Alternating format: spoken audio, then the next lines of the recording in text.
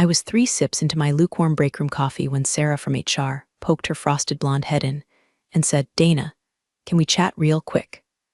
That phrase, real quick, is corporate code for we're about to gut you like a trout and smile while we do it. So I followed her down the hall, past the same interns I trained last summer, past the server room I personally debugged during the great crash of 21, into that sterile little meeting cave where dreams go to flatline. 2 suits were already waiting. Sarah perched like a crow on the corner of the table.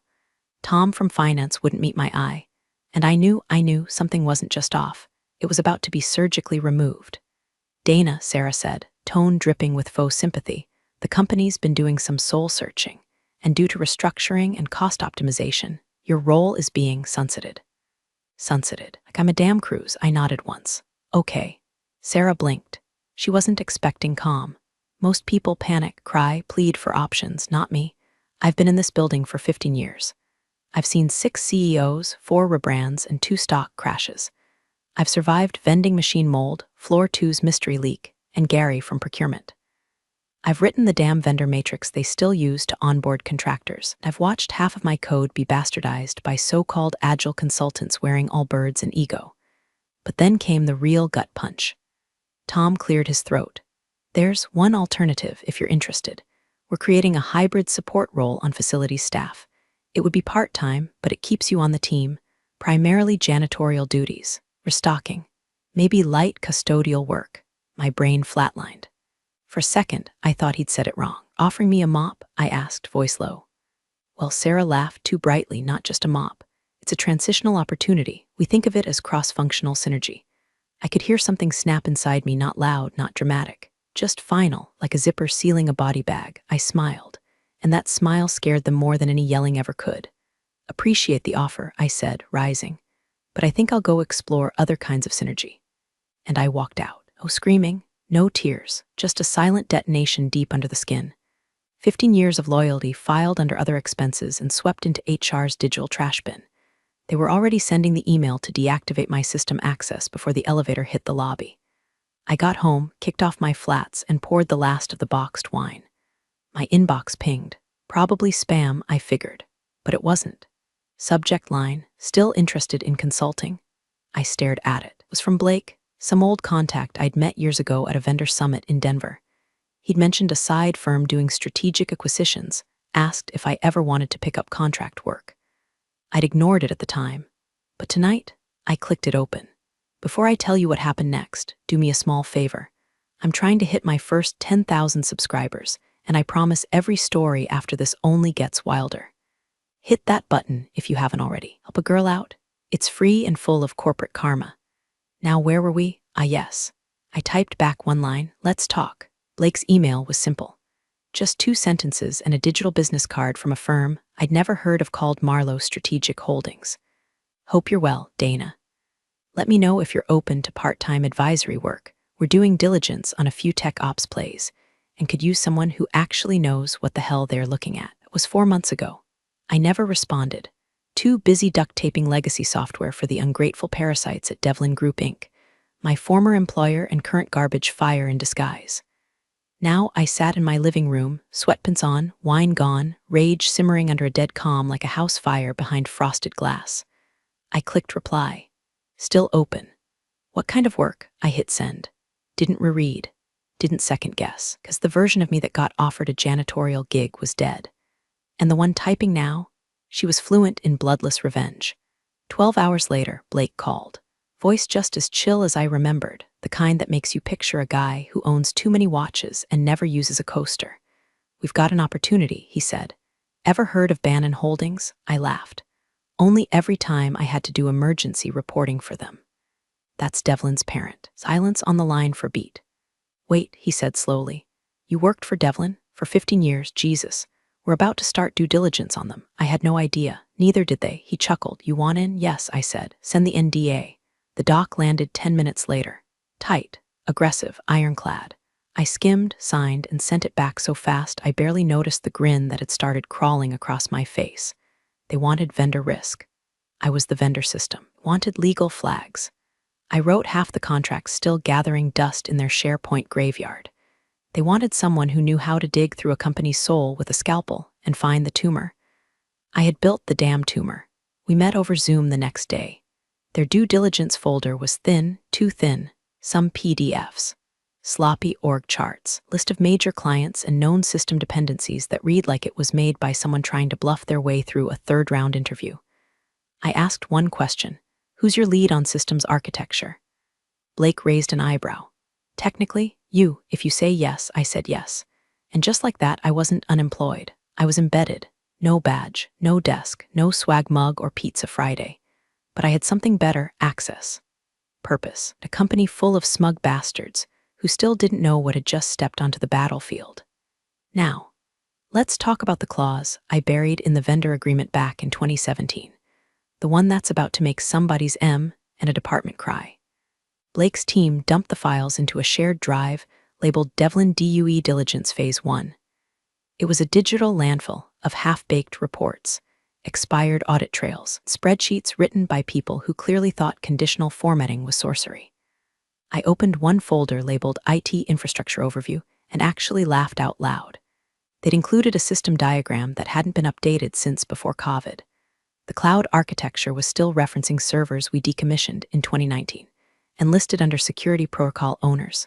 My name, Dana M. Tilden, still there, still spelled wrong. Still binding. Deeper I dug, the worse it got.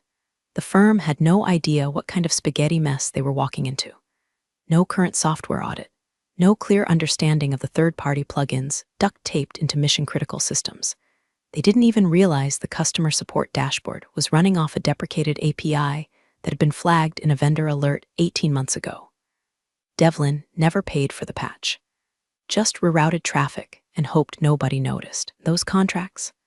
I opened a PDF titled Vendor Exclusive Master Agreement 2017 and felt a chill ripple up my spine. Page 4, Section B, Clause 7.3. I'd written it.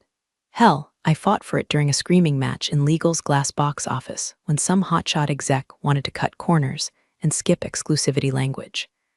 In the event of acquisition or asset transfer, all associated vendor rights become immediately non-transferable unless renegotiated under original pricing conditions and mutual consent.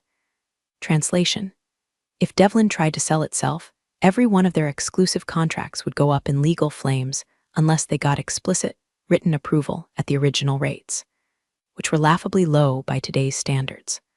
I highlighted the clause, dropped a comment: potential acquisition blocker, urgent flag. I opened a fresh Lucidchart doc and started drawing.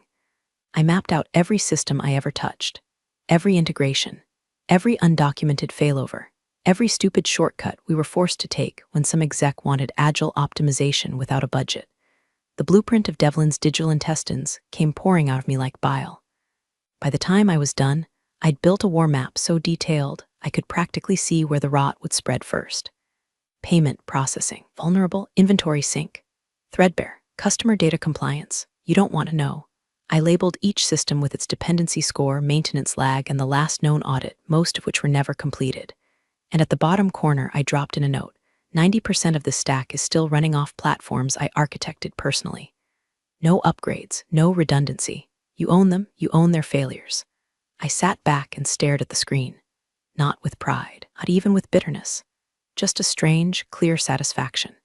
Like finally diagnosing the disease that almost killed you, because I wasn't documenting a company anymore. I was digging a grave. That night, I got a Slack ping from Blake. Holy shit. This map is gold. Nah, Blake, it's not gold, it's gasoline. 2 nights later, I logged into Devlin's internal vendor portal out of sheer morbid curiosity and nearly dropped my tea.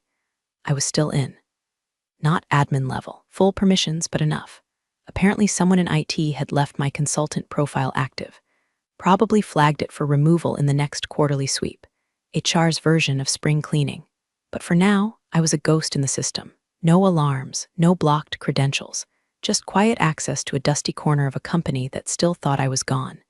I didn't hack anything, didn't spoof, didn't bypass security. I clicked the same link I'd used for 3 years, entered the same credentials, and boom, there I was. Dana M. Tilden, Strategic Operations Liaison, with a consultant tag still dangling off my digital name badge like a toe tag on a corpse. I clicked Vendor Archive, waited, clicked Master Contracts, waited again. And there it was, a master vendor list, last updated 6 weeks ago. The PDF opened in slow motion, the weight of it settling across my shoulders like an old coat I never should have taken off. Pages and pages of contracts, addendums, clause stacks.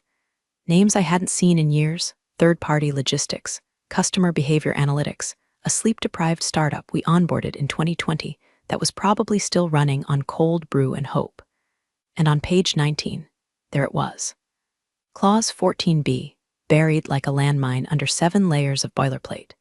In the event of corporate ownership transfer, client exclusivity and service provision shall be considered null and void unless renegotiated with original signatory terms under a certified continuity agreement. I remembered writing that clause with my blood. I remembered legal telling me it was too aggressive. I remembered winning. And now, that clause was still binding. Dozens of contracts, entire infrastructure pipelines, all tied to a tiny paragraph that could unravel them in a sale, because you can't sell what no longer legally exists post-acquisition. I downloaded the file, legally, through my still-active profile and closed the window. I logged out, cleared the history, shredded the device ID. I wasn't breaking in. I was taking inventory of what I already built.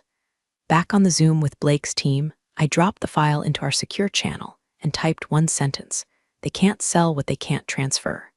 No one responded for a full minute. Blake added a red flag tag and forwarded it to legal.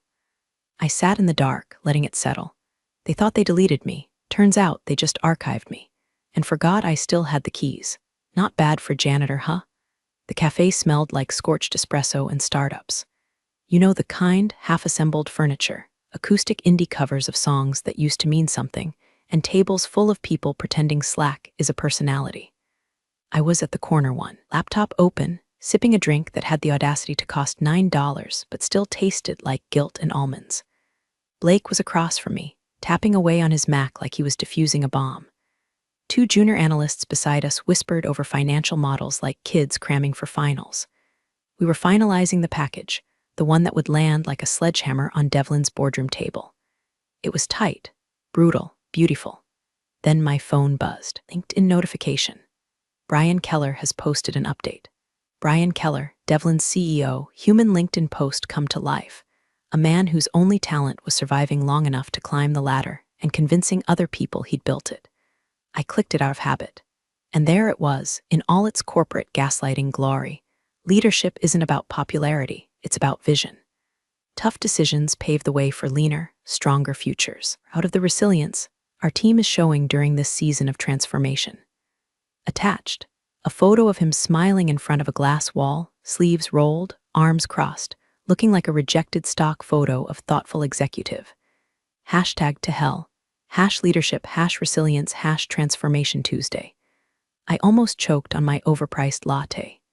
"Hey Blake," I said, tilting my screen toward him. "Know how they're trying to pitch themselves as a streamlined operation?"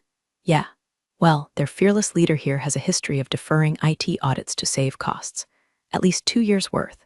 He also delayed every major license renewal last year and rolled it into emergency spend." Blake blinked. "You're sure?" I was the one yelling about it. He was the one ignoring the reports. He motioned to one of the analysts. "Flag that. System risk." Add a supplemental note about audit lapses. They both started typing like they were on fire. I kept scrolling. Brian's post had racked up 400 likes, mostly from industry bootlickers and former interns hoping to climb a ladder he'd probably rip out from under them. Someone had commented, "Inspiring." Another said, "True leadership." And me, I laughed. Quiet, sharp, surgical, because I knew what was coming. Brian thought he was riding the storm, didn't realize the storm was already inside the building, wearing his old consultant badge and smiling like the devil sipping decaf. It wasn't just schadenfreude anymore. It was precision. Every sentence he published became another breadcrumb, another data point we could fold into our acquisition risk report. His vanity was our crowbar. His vision was a liability. The knife wasn't just being sharpened. It was already pressed to the bone. And the best part, handed it to me himself. It started with a text from Ellie in compliance. "Are you okay?" No context. No follow-up, just that. Like I'd been in a car crash, not a cost-cutting spreadsheet massacre. Then came another from Marcia in vendor ops. They're freaking out. Keller just pulled us into an all-hands and said something vague about fortifying legal exposure. Half the team thinks we're getting acquired. Other half thinks layoffs round 2. No one's sleeping. Then Scott, the one I used to share vending machine rants with, sent a message that actually made me laugh out loud in the middle of a meeting. Whatever's happening, it smells like your kind of chaos. If you're involved, blink twice. I didn't blink, didn't reply, didn't give them what they were really asking, is this you're doing? Because I wasn't doing anything to them. They were just standing too close to the match when the fuse finally caught. That same afternoon, email hit my inbox. Subject, reconnecting from Sarah Holtz, HR, like a bad sequel nobody asked for. Hi Dana, hope you're well. I wanted to touch base and see if you'd consider returning in a short-term advisory role. We're reevaluating a few systems, and your historical knowledge could be invaluable to the leadership team as we explore some organizational pivots. Organizational pivots. God, they couldn't help themselves. No apology, no ownership. Just a cloying attempt to staple a parachute to the back of a plane already nosediving into a canyon. I read it 3 times, then archived it. No response. No click. Just a cold little tombstone in my Gmail marked HR Desperation, Vol 2. I knew what was happening behind those glass walls. Whispers in the break room. Sudden closed-door meetings. Mid-level managers refreshing the Slack directory to see who disappears next. Rumor mill had gone feral. Some were guessing bankruptcy. Others guessed regulatory trouble. A few even suspected sabotage, which was delicious in its own way. Nobody suspected me, because nobody at Devlin had ever really seen me. They saw Dana from Ops, the one who always fixed things, who never made a fuss, who bled overtime into weekends without raising her voice. They never saw the full system, the pressure points, the faults, the trapdoors I'd memorized like my own fingerprint. They thought I left quietly. They didn't realize I left loaded. And now, every nervous glance over shoulder, every hushed Slack thread marked private, every icy ping from legal, it was a ghost they couldn't name. I wasn't coming back, not to consult, not to fix, not to mop. I was already where I needed to be, and the foundation they'd built on my work, it had just started to crack. At 9:12 a.m., email was sent. Subject, Devlin Acquisition Package Final Risk Summary plus red flags. It went to a curated list of legal and executive contacts inside Devlin's parent company. And buried in the attached PDF on page 17, bolded, annotated, and hyperlinked, was the fuse. Clause 14b, non-transferable vendor exclusivity agreements. Language written by yours truly in 2017, now elevated from ignored fine print to full-on financial guillotine. I watched it land in real time. You could feel the detonation through the silence. At 9:31, I saw the first ping on our internal Slack. Heads up, Devlin's general counsel just requested a full red line review. At 9:42, emergency legal meeting added to their internal calendar. No subject line. By 10:15, Arlo's senior partner got a reply email requesting a direct line of contact with someone familiar with legacy vendor architecture. Blake messaged me one word, "You in?" I said yes. An hour later, I was sitting in a secure video room, hair pulled back, glasses on, a neutral expression carefully layered over the satisfaction burning beneath it. They didn't know I'd be attending. Not until I appeared, muted, in the corner box of the screen, labeled only strategic advisor. The meeting opened with formalities, soft voices, everyone pretending this wasn't a gunfight. Devlin's lawyers looked freshly panicked. Eyes darting. One of them was the same associate who once told me my clause wasn't enforceable at scale. He looked like he hadn't slept in 3 days.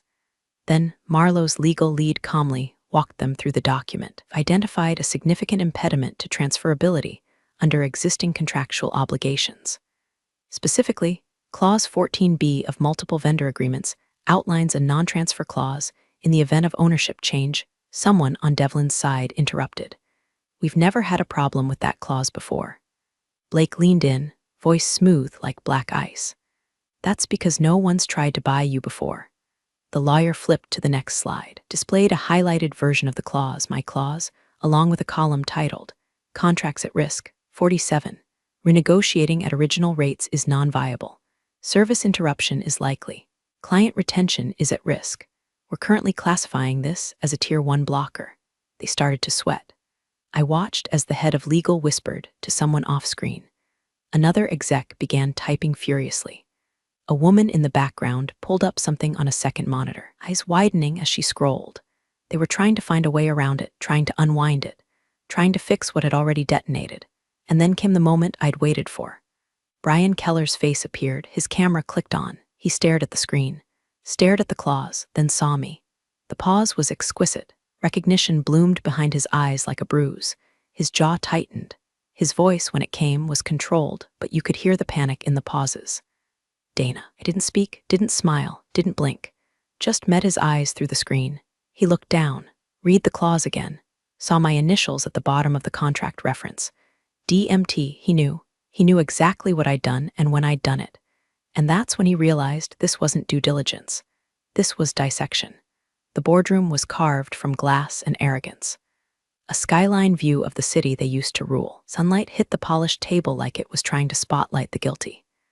I walked in with Marlowe's team, clean lines, black folders, zero small talk. Nobody introduced me. Nobody needed to. The air changed the second I stepped through the door. Brian Keller was already seated, suit tighter than I remembered, forehead shining just enough to betray the pressure. When his eyes landed on me, he froze, blinked. His brain needed a second to cross-reference the image with a file he thought was long deleted. Dana, he croaked. One of our partners spoke before I had to. This is Dana Tilden, our strategic advisor. She'll be providing system and contract-level insight for the review. Brian nodded slowly. The kind of nod that happens when your life flashes before your eyes, and the only thing looking back is every shortcut you ever took. He didn't speak to me again. Not directly, but he tried. 2 hours in, after Marlowe's counsel dissected clause after clause, each one like a shovel of dirt over Devlin's valuation, Brian asked for a sidebar. I'd like to speak with Dana privately, he said, voice low, palms pressed together like a preacher asking for rain. Blake looked at me. I shook my head once. No, not angry, not smug. Just done. The meeting resumed. They fought to salvage leverage, tried to insist on value. I had to downplay the exclusivity clauses, the license gaps, the audit lapses. But every time they reached for ground, we pulled the rug a little further. And I didn't have to say a word, because they were choking on my silence. By the 4th hour, Devlin's lawyers looked ready to walk into traffic.